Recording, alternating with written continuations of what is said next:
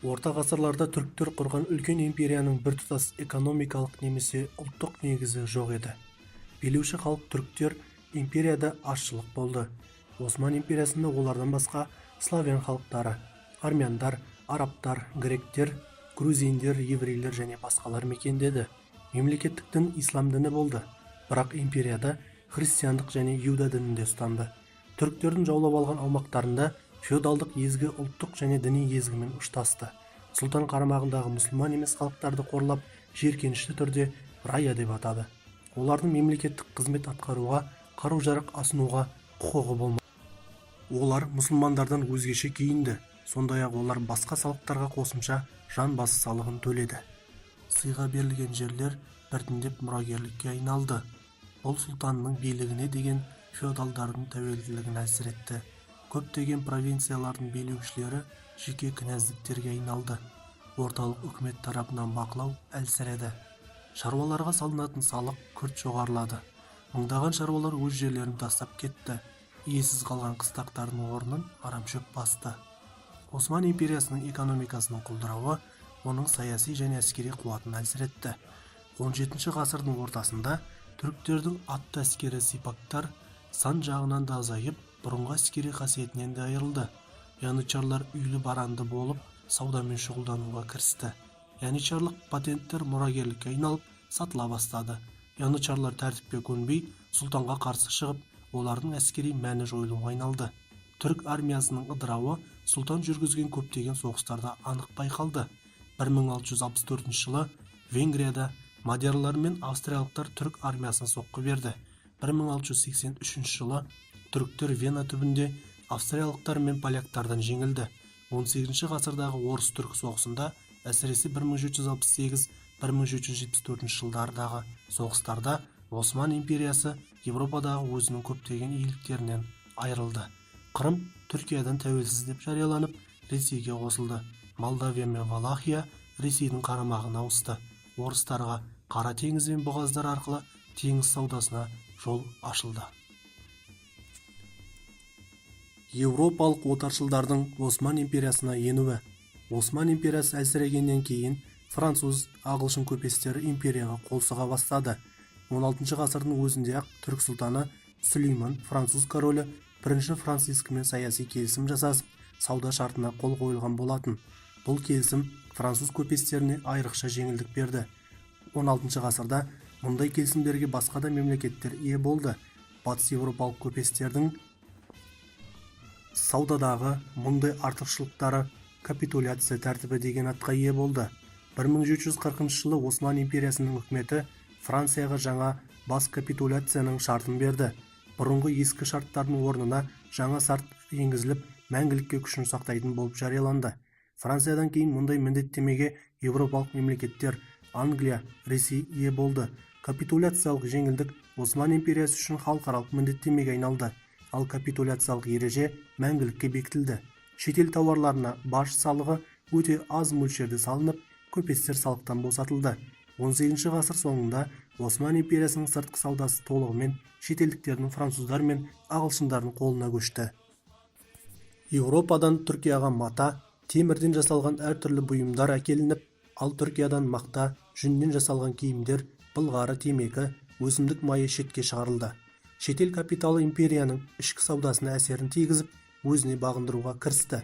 Порттық орталықтарда грек, армян, еврейлерден тұратын компрадорлық буржуазия қалыптаса бастады.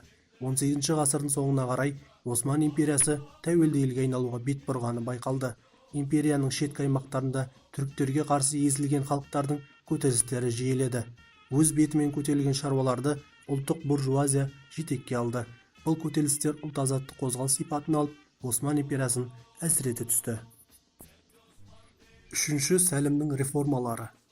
18 ғасырдың соңы мен 19 ғасырдың басында Осман империясы құлаудың азақ алдында тұрды.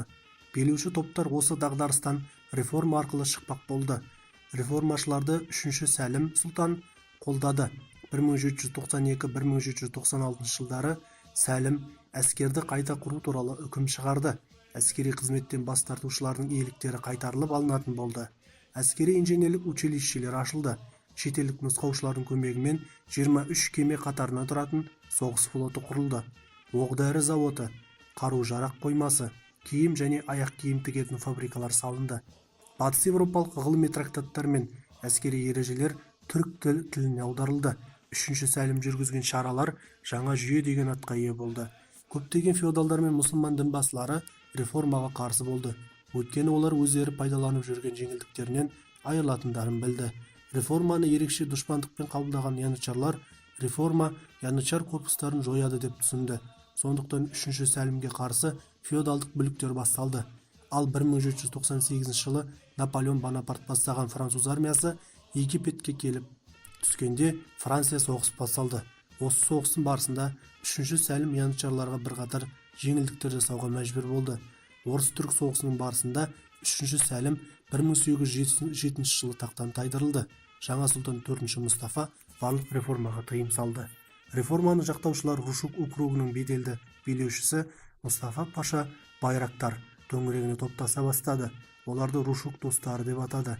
1807 жылы Ресей мен Түркияның арасындағы келісімге қол қойылғанда үшінші сәлім тақта қайта отырғызу мақсатымен Байрактар өз әскерін Стамбулға қарай кірген соң 4-ші Мұстафаны тақтан түсіріп, оның ағасы 2-ші Махмудты таққа отырғызды. Байрактардың өзі ұлы уәзір болып тағайындалды. Рушуктық достар маңызды мемлекеттік қызметтерді иемденді. Елде реформа қайтадан басталды. Янычарлардың наразылығына қарамастан Байрактар батыл іс-қимыл жүргізді. Бірақ 1808 жылы Стамбулдағы янычарлардың бүлігі кезінде Байрактар қаза тапты. Оның жасақтары, жақтастары үкіметтен аластатылды. Реформа жасаушылардың сәтсіздікке ұшырауы кездейсоқтық емес еді. Өйткені Түркияны тек әлеуметтік жағынан түпкілікті қайта құру арқылы ғана өркендетуге болатын. Бұл Осман империясының аумағында өмір сүруге бейім ұлттық мемлекет құрғанда ғана жүзеге асатындығы. Ал реформа өмірге бейімсіз Осман империясын сақтауға тырысты. Шығыс мәселесінің тууы.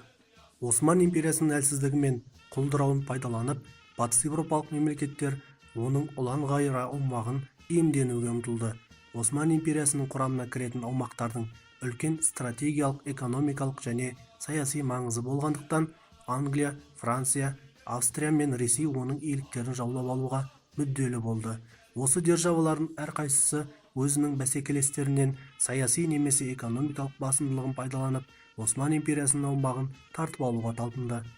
Осылай 18 ғасырда шығыс мәселесі туындады. Шығыс мәселесінің мазмұны ұлы державалардың агрессивті ұмтылыстарымен ғана шектелген жоқ. Осман империясындағы езілген халықтардың ұлттық тәуелсіздігі мен тәуелсіз мемлекет құру үшін күресі оның маңызды құрамдас бөлігі болды. Езілген халықтардың ұлт-азаттық қозғалыстарына қарсы сұлтан үкіметінің күресін Англия мен Франция қолдады.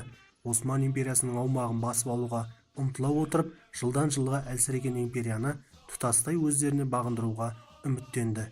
Ресей керісінше езілген халықтардың түрік шапқыншылығына қарсы күресін желеу қылып, Балқан төбегіне орнығып, Қара теңіздегі бұғаздарды жаулап алуға ұмтылды.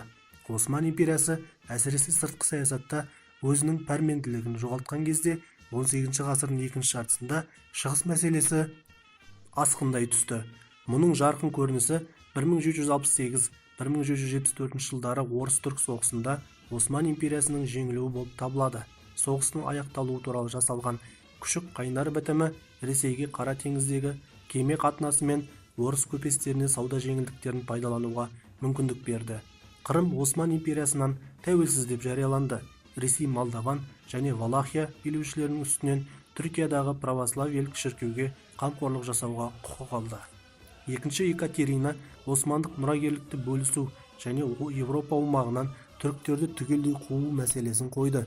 Ресейдің қуатының тез өсе бастауынан және оның Балқан мен Жерорта теңізіне шығуынан қорқа бастаған Англия мен Франция және басқа да Европа мемлекеттері Осман империясының тұтастығы мен дербестігін қорғау мақсатын желеу етіп, Ресей бұл жоспарына қарсы шықты. Сөйтіп, империяның одан кейінгі тағдыры еуропалықтардың қолына көшті. 1738 жылы Қырымның Ресейге қосылуы, 1787-1791 жылдары жаңа орыс-түрік соғысының шығуына себеп болды. Суворов қолбасшылық еткен орыс әскерлері Рокшаны, Рымкин, Измайлдың түбінде түріктерге күйрете соққы берді. 1806-1812 жылдары кезекті орыс-түрік соғысында Осман империясы үшін сын кезең туды. Оған сылтау Ресейдің сербтер көтерілісінің қолдауы болды.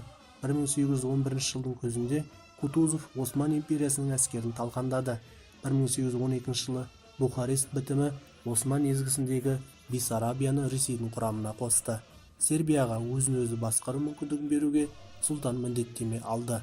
Батыс Европалық отаршылдардың империяға енуі мен орыс-түрік соғыстарына байланысты сәтсіздік Осман империясын одан әрі терең дағдарыс пен құлдырауға ұшыратты.